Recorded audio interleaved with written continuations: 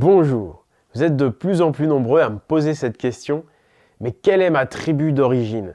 Quelles sont mes racines gauloises? Et c'est un élan parfaitement naturel que de vouloir se réenraciner en profondeur. Parce que c'est vrai qu'aujourd'hui, on n'est clairement pas protégé par cet État-nation qui vraiment feint la nation, parce que normalement on devrait être solidaire, on devrait être unis, on devrait se sentir comme dans une famille. Or, c'est pas du tout le cas. Donc c'est logique qu'il y ait un élan et des gens qui ont un éveil de conscience et qui se disent mais il doit bien y avoir un modèle de société qui existe, qui est basé sur l'unité famille et qui respecte et qui protège les siens comme si c'était ses propres enfants. Eh bien oui, ça existe et ça s'appelle la tribu. La tribu, c'est pas qu'un truc d'Indien d'Amérique ou d'Africain. C'est aussi un truc d'Européen. Ça s'appelle la civilisation celte. Oui, celte, parce que je dis plus celte, tout simplement parce que ça ne se dit pas. On ne devrait pas le dire. En fait, tu prends la langue bretonne. En breton, on dit celte avec un K, tu vois, je trouve ça plus puissant. Et le celte, en fait, c'est une romanisation, hein, c'est un affaiblissement du mot. Donc, comme on dit celte en breton, que les Bretons sont quand même l'une des références en matière de culture celtique, enfin, celtique du coup, bah moi je vais dire celte, quoi. Ça paraît logique. Donc on va regarder bah, justement en plus cette culture alternative, hein, ces valeurs alternatives par rapport à ce monde actuel et leur organisation politique même, on va étudier ça, hein, ça va vraiment être une alternative. Donc ça va être vraiment une vidéo assez exceptionnelle, j'ai pris du plaisir à la faire. On va faire le tour des tribus, on va même regarder au-delà des Gaules françaises, j'ai envie de dire. Hein, au-delà, on va regarder les Ibères en Espagne, on va regarder les Belges, on va regarder... Bref, pour ce premier épisode, on va faire un petit tour d'horizon de toutes les tribus gauloises, de manière à ce que vous puissiez voir de quelle tribu vous êtes potentiellement originaire. Mais avant cela, on va regarder ce que partageaient entre elles ces tribus, comment était organisée la société celte.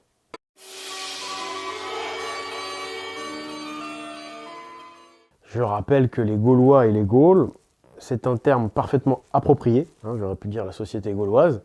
Ceux qui prétendent que les Gaulois, ce serait une invention de César, ne sont que des propagandistes hein, qui sont là pour essayer d'effacer nos ancêtres gaulois. Les Gaulois, les peuples en Galles, avec la consonance Galles ou même Val, c'est des peuples très très anciens, des peuples celtes. Voilà, les Celtes étant un ensemble un peu plus grand qui contient les nombreux peuples dits de Galles, dont les Gaulois. Donc la société gauloise ou celte était une confédération de tribus. Donc chaque tribu était telle une nation libre, totalement libre politiquement de ses faits et gestes, au sein donc d'une alliance de tribus. L'unité de mesure de base de la tribu, c'est la famille. De la famille va émaner le clan, qui est un ensemble un peu plus grand, et donc cet ensemble de clans va mener à la fameuse tribu, une société organique basée sur la famille, où on comprend aisément que chaque individu, sachant qu'il a des liens de parenté, va se respecter, quoi, tout simplement. Chaque tribu possède un grand ancêtre ou une grande ancêtre, un héros, un modèle auquel chaque clan se réfère comme modèle à suivre. Chaque tribu, on va dire, a une partie indépendante de son identité. Donc, indépendance de ces tribus. Cependant, leur unité dans la confédération celtique était assurée par une langue commune et une culture commune. Ce socle commun, issu de la tradition hyperboréenne, était géré par les druides. Tout ce qui est concernant la connaissance, concernant les choses intellectuelles, la culture, était géré par cette classe de druides qui, eux, travaillaient de consorts, bien qu'émanant de tribus différentes, les uns avec les autres. Donc oui, il y avait une langue commune, c'est-à-dire que, par exemple, les tribus celtes de Grande-Bretagne parlaient la même langue que les tribus celtes de Gaule. Et c'est intéressant de comparer avec notre époque moderne, ce qui se passe actuellement, où on a un pouvoir de plus en plus centralisé, un gouvernement mondial qui est en germe, face à des nations de plus en plus divisées, des nations qui deviennent multiculturelles, multiconfessionnelles. On a donc un peuple divisé face à un pouvoir de plus en plus central et uni, alors qu'à l'époque de la société celte, c'était exactement l'inverse. On avait le pouvoir qui était divisé localement, et puis on avait les tribus qui étaient unies par une culture commune, une tradition commune. Donc c'est peut-être pour ça qu'à l'époque, les rois étaient, tous ceux qui géraient le côté politique étaient vraiment au service du peuple, parce que le peuple était uni alors que le pouvoir était divisé. Et aujourd'hui, il semblerait qu'on est dans le diviser pour régner, c'est exactement l'inverse. Voilà, c'était une analogie, je crois, assez intéressante à faire.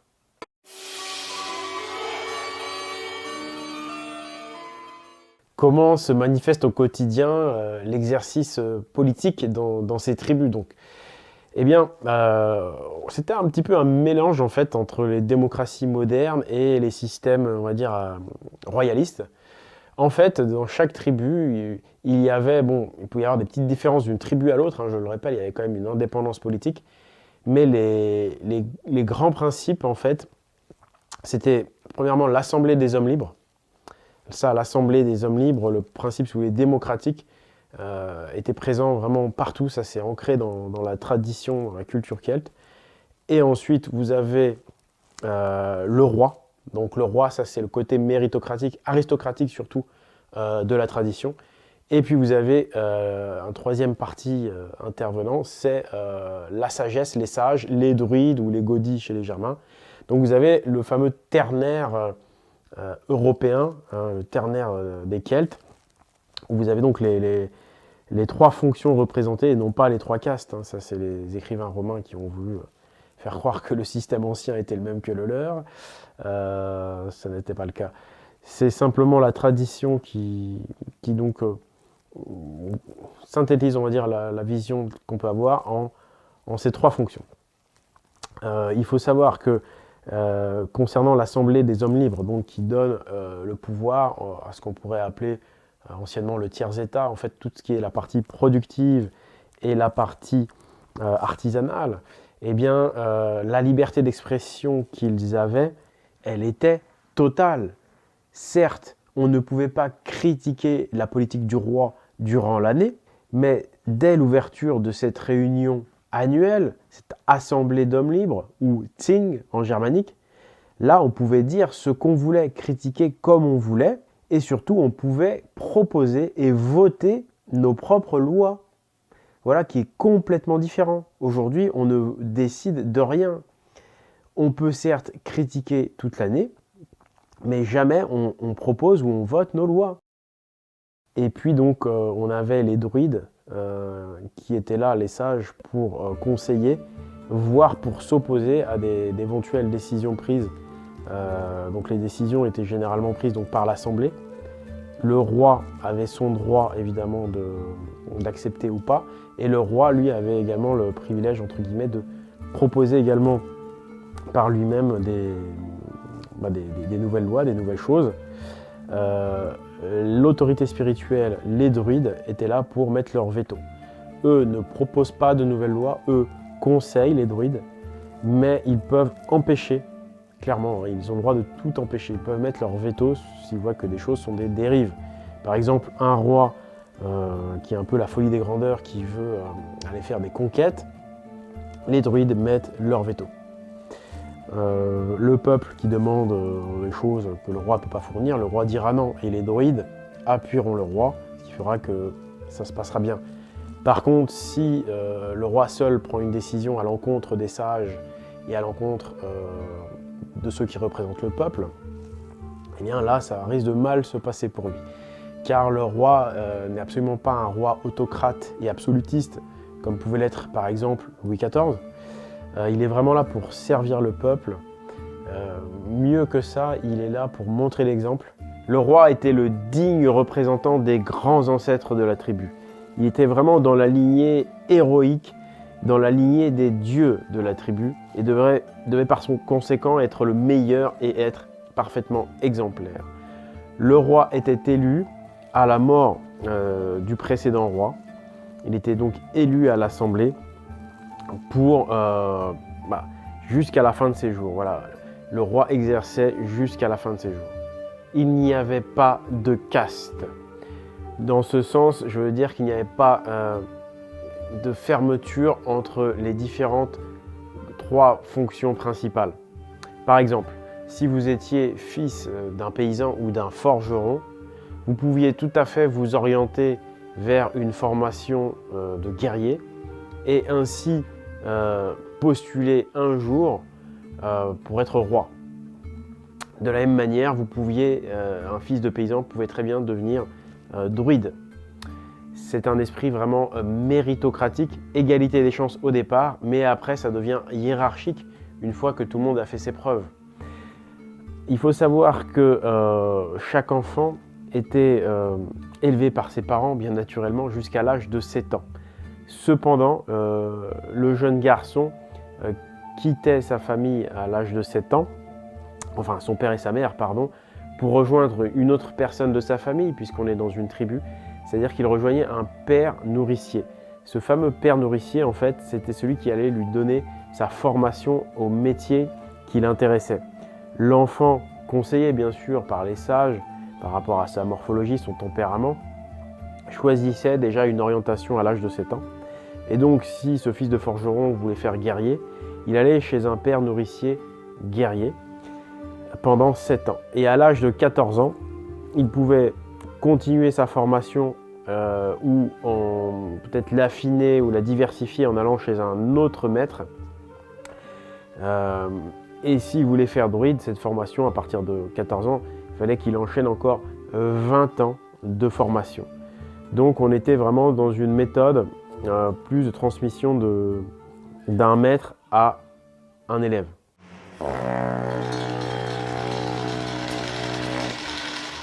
Honneur, justice et vérité. L'honneur, c'est par rapport à la lignée. Encore une fois, c'est là où on voit que la tribu est fondamentale. Tu dois être honorable vis-à-vis de tes ancêtres, vis-à-vis de tous ceux qui se sont sacrifiés pour que tu puisses, toi, encore aujourd'hui, être en vie. Tu dois être digne de tes ancêtres. Donc l'honneur est la première valeur dans la société celtique. C'est la chose la plus importante. Il ne faut pas déshonorer ses ancêtres en mentant, en volant. Tout ceci est une honte.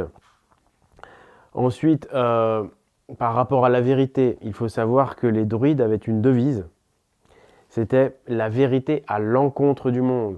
Donc vous voyez la sagesse, ils savaient que le monde, l'humain, avait tendance à se mentir et que c'était toujours très difficile de montrer le vrai, que la vérité dérange toujours. Une autre devise chez les Celtes, c'était s'exercer à la bravoure. Vous comprenez? Ça, c'est les devises principales. Le courage de dire la vérité, le courage de ne pas se laisser corrompre pour être digne de s'aligner. C'est des valeurs vraiment très élevées sur le plan moral. C'est totalement opposé aux valeurs actuelles. Par exemple, par rapport à l'argent, l'or est maudit. L'argent, la valeur matérielle, l'héritage par exemple. Il n'y avait pas d'héritage matériel. Vous ne transmettiez à vos enfants que des valeurs morales. Et éventuellement, bien sûr, si vous avez une ferme, vous transmettez la ferme à l'aîné. C'était comme ça, pour pas qu'il y ait de jalousie, c'était l'aîné, point final. Mais tout le reste, tous les autres biens matériels, c'était offert aux dieux. Donc c'était soit brûlé, soit enterré avec le défunt. C'est pour ça que les Romains fouillaient les tombes celtes, parce qu'il y avait des trésors dedans. On ne peut pas comprendre. Vous voyez. Alors si, il y avait 2 choses qu'un père pouvait transmettre à son fils. Une hache et un crâne, ou plusieurs crânes d'ennemis abattus. Oh là, vous allez vous dire de quoi il nous parle Oleg. Oui, la hache en fait c'est un outil, donc elle symbolise également la volonté de bâtir, la construction, elle symbolise quelque chose de sacré dans la lignée, dans la famille. Donc la hache, mais le crâne pourquoi? Vous savez que les Gaulois étaient connus pour rapporter des crânes de Romains, ils avaient une fierté à ramener des crânes d'écurions surtout. Pourquoi tout ça? Vous allez voir, c'est d'une logique implacable. Comme ils ne pouvaient pas ramener les trésors de guerre, enfin si, pardon, ils ramenaient les trésors de guerre, mais comme ils ne les gardaient pas pour eux, pour pas devenir cupides, voilà, eh bien, et qu'ils les enterraient, qu'ils s'en débarrassaient, eh bien, ils gardaient les crânes, voilà, ils gardaient les crânes de leur ennemi en tant que trophée, à défaut de pouvoir garder de l'or ou des trésors, vous comprenez? Et donc, le crâne de l'ennemi se transmettait effectivement dans la famille, comme symbole d'honneur, comme symbole pour dire voilà, ton arrière-grand-père, tu vois ce crâne-là qui est là, c'est ton arrière-grand-père qui s'est battu pour ta liberté, qui a refusé l'argent. Et voilà, ça c'est fait pour te donner du courage. Voilà ce qu'on transmet aux jeunes. Les Celtes avaient des tonnes d'or, des tonnes de trésors. C'est pour ça que les Romains, donc, après, fouillaient leurs tombes et les rognaient sur eux. Il faut savoir que un siècle avant la guerre des Gaules, vous avez un roi macédonien qui s'appelle Persée. Et Persée, il s'est retrouvé franchement embêté par les Romains. C'est toujours les mêmes qui nous embêtent. Et il avait besoin d'aide, Persée. Il était agressé. Donc il a demandé l'aide de soldats celto-germains, enfin celtes, vous allez voir que c'est pareil en fait. Et les Celtes ont demandé 1500 tonnes d'or. Il fallait les payer, quoi.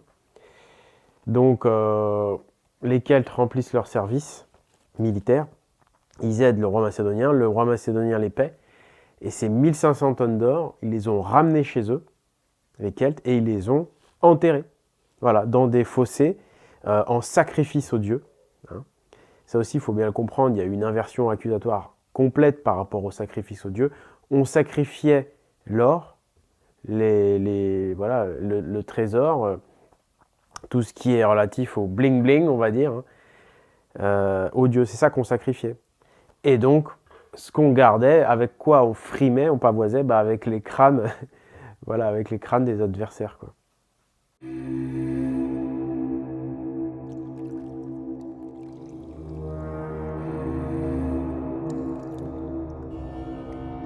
C'est totalement frontal, c'est totalement opposé aux sous-valeurs du monde moderne, vous l'avez compris. Et évidemment, au contact des Romains,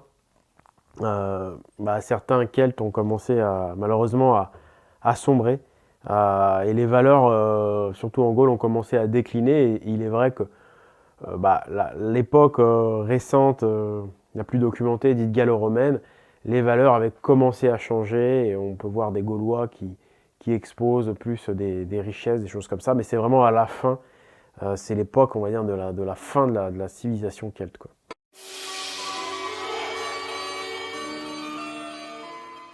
Et maintenant, le grand moment. De quelle tribu êtes-vous originaire? Qui sont vos grands ancêtres? Quel est le nom de vos racines celtes, gauloises? À tout seigneur, tout honneur, nous allons commencer par l'Armorique. L'Armorique, contrairement à ce que tout le monde croit, ce n'est pas uniquement la Bretagne.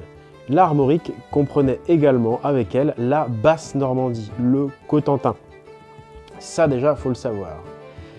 La tribu patronne des Armoricains, ce sont les Vénètes. Les Vénètes qui sont décrits dans la guerre des Gaules par Jules César comme étant la marine la plus puissante, qui contrôlait toute cette zone atlantique et de la Manche aussi. La marine vénète était vraiment la plus puissante marine gauloise, et César a eu beaucoup de mal à les vaincre. Il décrit les navires vénètes comme étant des navires avec des proues et des poupes exagérément relevées qui ressemblent comme deux gouttes d'eau aux navires nordiques.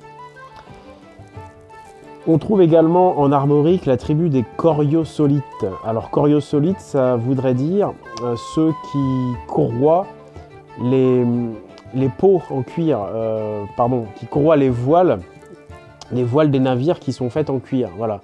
Donc en fait, l'étymologie des noms des tribus a un vrai sens profond, et c'est ce qui va nous permettre de nous renseigner sur nos ancêtres, parce qu'il y a très peu d'écrits. Mais les druides qui ont nommé les villes et qui ont nommé beaucoup de régions, de bourgs, et également les tribus, ont mis du sens dans chacun des noms.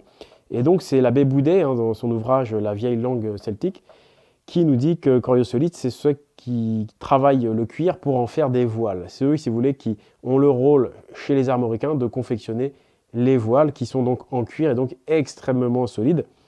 Les Vénètes, à mettre en relation avec Vannes, la ville de Vannes évidemment, avec les Vannes aussi au sens, vous savez, les dieux, Gven qui veut dire blanc, donc c'est un petit peu les, si vous voulez, ceux qui sont dans le sacré, mais ceux aussi qui apparemment détestent les temples, d'après l'abbé Boudet, c'est-à-dire qu'ils ne font pas leur culte devant des idoles ou dans des temples fabriqués avec des pierres, ils font leur rituel dans la forêt. Voilà, ils sont orthodoxes par rapport à la tradition. Puis Gven, Gvened, vous retrouvez ces noms au Pays de Galles, vous retrouvez ça dans la Vénétie, à Venise, avec aussi des barques avec les proues relevées. Enfin, ce suffixe ven ou gven, vous le retrouvez vraiment à travers l'Europe, à travers presque le monde même. Donc c'est intéressant. On a également comme tribu les Rhédonès, qui ont donné leur nom à la ville de Rennes. Les Namnettes, eux, ils ont donné leur nom à la ville de Nantes. Et puis on a les Baïocas, en Basse-Normandie. Hein. Salut les Normands! Les Baïocas qui ont donné leur nom à la ville de Bayeux. Continuons vers le sud avec le Poitou-Charentes où on avait les Pictes. Les Pictes, c'est vraiment une tribu également très connue. Hein. Il y a un astérix chez les Pictes.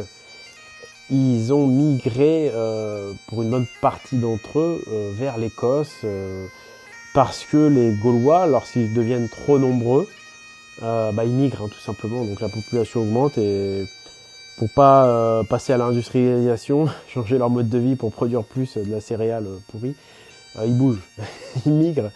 Et donc les Pictes, voilà, Poitou-Charentes, ce sont les mêmes qu'on retrouve en Écosse.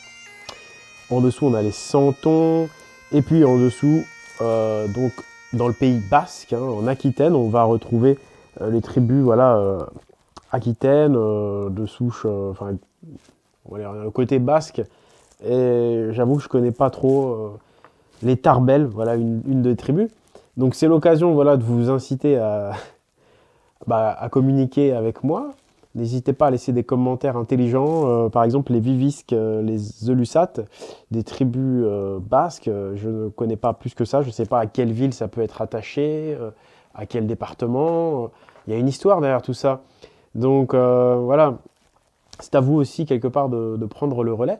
Moi, je me ferai un plaisir de faire des vidéos spécifiques pour chaque région. Donc, n'hésitez pas à m'envoyer des informations sur oleg@esprit-viking.com ou lâcher des commentaires intelligents. Ce sera avec grand plaisir. Ensuite, on va continuer vers l'est. On va aller en Occitanie.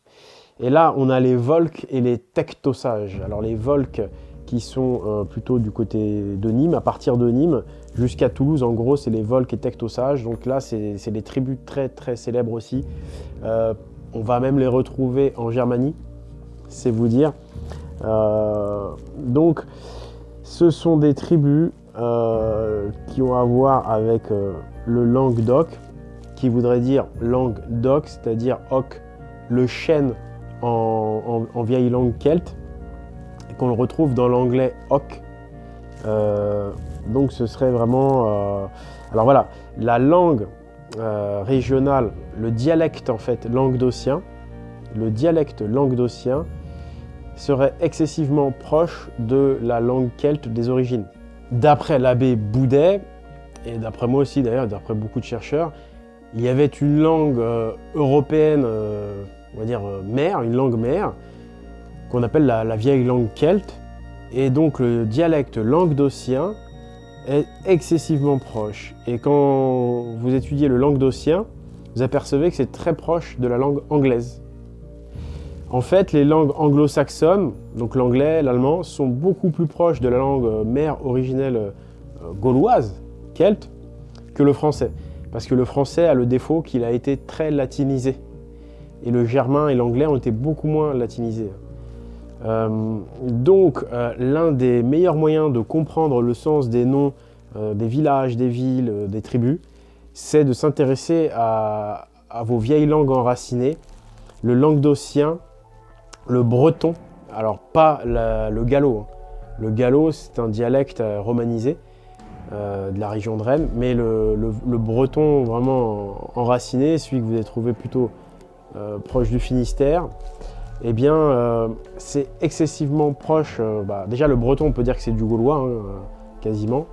Et donc, c'est une langue voilà, qui est très proche de la langue originelle et qui est également très proche de l'anglais. Hein. C'est comme ça, j'y peux rien, les amis. Nos ancêtres gaulois, si on les écoutait parler aujourd'hui, c'est beaucoup plus proche de l'anglais que du français. C'est comme ça.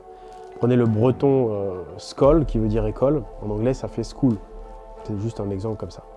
La façon dont on dit celte en allemand, c'est également kelt, qui s'orthographe exactement pareil que le kelt breton. Le karnak breton s'écrit normalement avec un K, on a déjà parlé, exactement comme en allemand. La tuata, les dana, tuata, ça veut dire tribu. Tuata, teuton. Les teutons, c'est les Allemands, hein. Teuton, teutates. Vous voyez comme en fait, il y a des liens, en fait, y compris avec les Germains. Comme autre langue ancienne, vraiment utile à étudier, eh bien, il y a le norrois. Hein. Le norrois dont les Islandais, leur langue est encore très proche et qu'on peut retrouver dans les vieux dialectes normands. Et puis d'autres dialectes régionaux, évidemment, encore une fois, je ne suis pas omniscient, je ne sais pas tout. Là, on va passer sur la partie méditerranéenne, la partie est de la France, on a les Vaucons. Et bien les Vaucons, ils ont probablement un dialecte aussi chez eux. Et il est probable, faut regarder, c'est là où c'est intéressant, que ce dialecte soit très proche de l'ancienne langue celtique. On remonte tout près du lac Léman, on a les Ambares, c'est-à-dire les tous furieux, donc un peu comme des berserk, les ours furieux. Hein, le bar en gaulois est plus associé à la furie de l'ours berserk qu'à l'ours lui-même, puisque là on n'est plus dans des régions où on voit les ours. Ensuite, on repart vers le centre avec les Arvernes. Bon, les Arvernes, on ne les présente plus. Hein. C'était avant tout des commerçants, il faut le savoir. Et vous savez que le commerce, c'est pas bon pour les valeurs guerrières, c'est pas bon pour la vérité. Mais ils ne sont pas les seuls, il y a les Éduins aussi qui étaient très penchés sur le commerce. Les Éduins dont on sait clairement, ouais, ils sont passés aux aveux, hein. Ils ont clairement collaboré avec les Romains. Et juste au-dessus, on a les Mandubiens, tribu beaucoup plus petite, mais qui avait, entre guillemets, le mérite d'avoir Alésia, enfin, d'occuper la zone où se trouvait Alésia. Voilà, la fameuse Alésia se trouvait dans la zone des Mandubiens. On revient vers le centre, on trouve les Bituriges. Et les Bituriges, avec leur capitale Avaricum. Donc c'était un peu la capitale politique des Gaules, Avaricum, alors qu'Alésia était la capitale spirituelle. C'est l'actuel Bourges, hein, Avaricum, des Bituriges et du Berry. Voilà. Là, on est dans le Berry, les Berrichons. Alors le Berry, encore une fois, à mettre en relation avec la vieille langue celtique, c'est Berry, hein, c'est l'ours, hein, c'est bear en anglais. On dit que le Berry, voilà, c'est la cité des ours, voilà, c'est en rapport avec l'ours.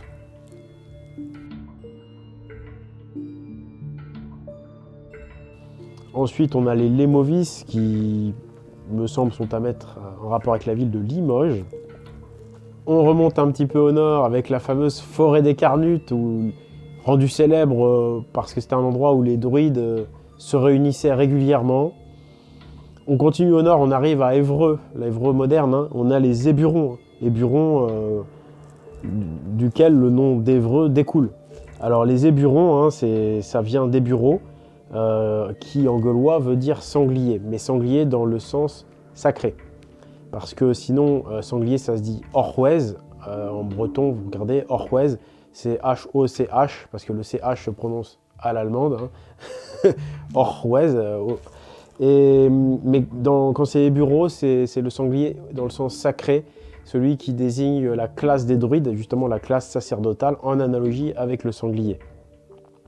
Et on retrouve donc des Éburons au carrefour entre les actuelles Belgique, Pays-Bas et Allemagne. Donc les Éburons, peuple très intéressant, on en reparlera.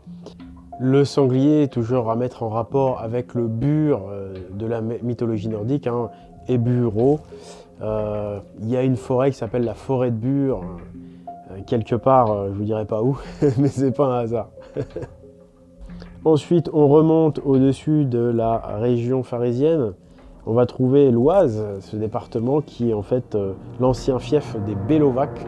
Les Bellovaques, tribu belliqueuse et renommée, hein. César en parle comme étant des Belges parmi les plus furieuses tribus gauloises, les plus difficiles à battre parce qu'ils avaient refusé le commerce avec les Romains, ils ne s'étaient pas ramollis, ils ne s'étaient pas swaguisés, si je puis dire. Et oui, donc les Bellovaques qui ont fini par donner le nom de Belgique. On remonte au nord, on a également les Morins, hein, pour les gens du nord, les ch'tis. Leur tribu c'était les Morins, donc Morins à la mer, les marins, Morins. Voilou. On va redescendre un peu, je n'ai pas cité les Rémès, quand même intéressant à citer. Hein. Les Rémès, ça va mettre en rapport avec le fameux Ram, hein, le bélier, les rois, Rem, la ville de Reims, la ville des rois. Et j'aimerais qu'un jour on puisse parler des Calettes, des Véliocas, des Ambiens, des Véromandis, des Suessons, des Médiomatrices, des Leucs, des Sécanes, des Ségusaves, des Gabales, des Rutènes. Tiens, les Rutènes, c'est la région de l'Aveyron. Des Pétrocoriens, des Bataves, des Tongres, des Ibères, des Cimbres, des Saxons. Et j'en passe et j'en passe. La balle est dans votre camp, chers amis. N'hésitez pas donc à vous renseigner sur vos dialectes locaux, à vous rapprocher de la source originelle, de la vieille langue celte, à regarder tout ça de près. Il y a des éléments hyper intéressants. Je serais ravi de faire des vidéos là-dessus. Donc n'hésitez pas encore une fois à me contacter sur oleg@esprit-viking.com. Justement, pour pouvoir échanger aussi peut-être avec d'autres gens de votre région, c'est le moment de rejoindre l'association Pagan Libre Païen. Vous allez voir, je vous mets le lien du site internet, il y a tous les renseignements. C'est le moment également d'aller sur le Discord. Hein, il y a un Discord qui est ouvert, hein, pour tout le monde. Si vous voulez justement discuter de ça, ce serait le moment justement, voilà, de commencer à échanger avec des gens en utilisant le réseau Pagan pour se renseigner, pour investiguer sur vos racines locales, votre tribu d'origine, voilà, retrouver ces choses pleines de sens, retrouver nos racines. Donc, c'est le moment de vous intéresser à la guide Pagan Libre Païen. Pour arborer fièrement vos origines, il y a la taverne d'espritviking.com, la taverne d'Odin. Vous allez trouver des t-shirts, des pendentifs, des haches par exemple, des choses comme ça. Des choses assorties à votre région. Si vous avez une idée d'ailleurs, n'hésitez pas à m'en faire part. Je pourrais produire un t-shirt spécial pour votre tribu. Je vous remercie de m'avoir suivi. C'était Oleg de Normandie. Si c'est la première fois que vous découvrez la chaîne, n'oubliez pas de vous abonner. N'hésitez pas à partager. Merci de m'avoir suivi et à la prochaine par Toy Tatus.